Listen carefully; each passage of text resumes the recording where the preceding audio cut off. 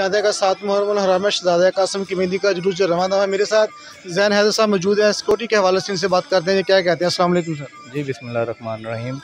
आज 7 बजे मरकज़ी इमाम बारगाह कसरे बतूल जनावाला से हज़रत कासिम अलैहिस्सलाम की मेहंदी का जुलूस बरामद हुआ है, जो कि अपने इस टाइम रास्तों पर गामज़न है।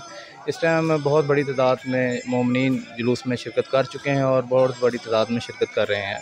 जहाँ तक बात की जाए सिक्योरिटी इंतज़ामात की पुलिस के हवाले से, तो वो इस टाइम फुल प्रूफ उनके अपने इंतज़ामात हैं, मगर उनके साथ 7 दिन जो पीछे गुजरे हैं पुलिस के साथ, कानून नाफिज करने वाले इदारों के साथ, इमाम बारगाह की जो अपनी वॉलंटियर्स फोर्स है वो रात दिन उनके साथ काम कर रही है।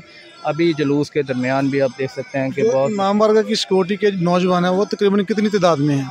इस टाइम जो हमारे साथ काम कर रहे हैं वो तकरीबन 200 से 250 के करीब रज़ाकार तादाद में काम कर रहे हैं।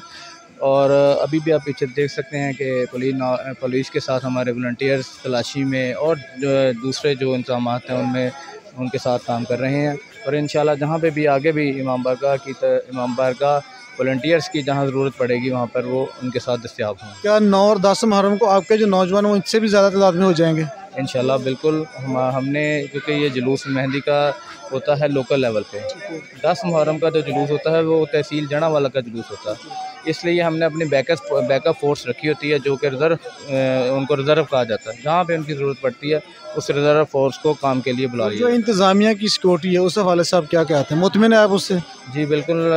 पुलिस की जो पिछले 7 दिन की कारकर्दगी है वो तो ठीक है, बेहतर है।